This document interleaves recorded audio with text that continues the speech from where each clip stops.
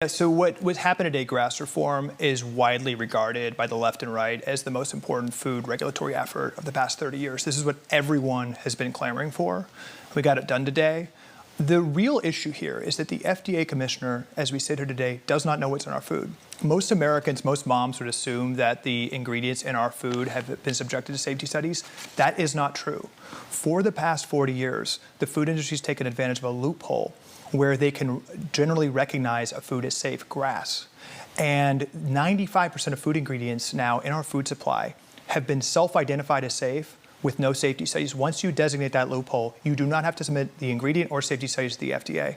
And that loophole use has led to the FDA not knowing what's in our food. It could be 2,000 ingredients, it could be 10,000, we don't know. There's not safety study in our food. So what this does today is it mandates that the food industry for new ingredients, radical concept, needs to notify the FDA, and the FDA will now be able to conduct safety studies on that food. Additionally, for the ingredients in our food supply, and we have 10,000 more ingredients than Europe in our food supply. This new ruling with closing the grass loophole is huge. I have literally been making posts about this loophole for years. They have been self-approving thousands of chemicals with no safety studies. I have a video here that I'm gonna have you watch. It's really good. It kind of goes over what this grass loophole is with the FDA, how it's been exploited. And I mean, you have no idea. We have been literally eating just chemical poison, and it's been allowed. It is wild.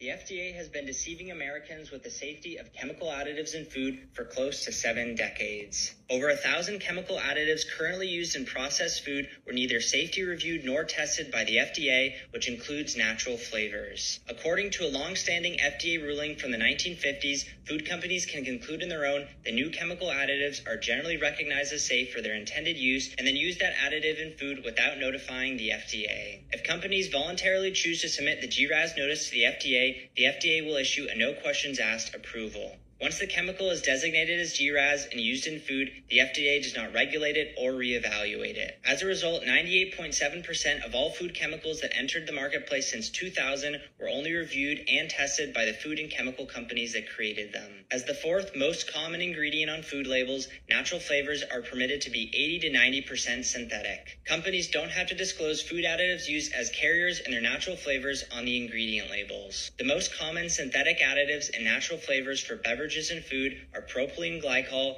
polyglycerol esters of fatty acids, maltodextrin, benzoic acid, polysorbate 80, BHT, BHA, and triacetin. The GRAS loophole is what allowed food companies to use brominated vegetable oil for 64 years before the FDA finally banned it this year due to concerns surrounding its effect on our thyroid glands. Last year, Senator Cory Booker and Senator Ed Markey introduced the Safe and Toxic-Free Food Act.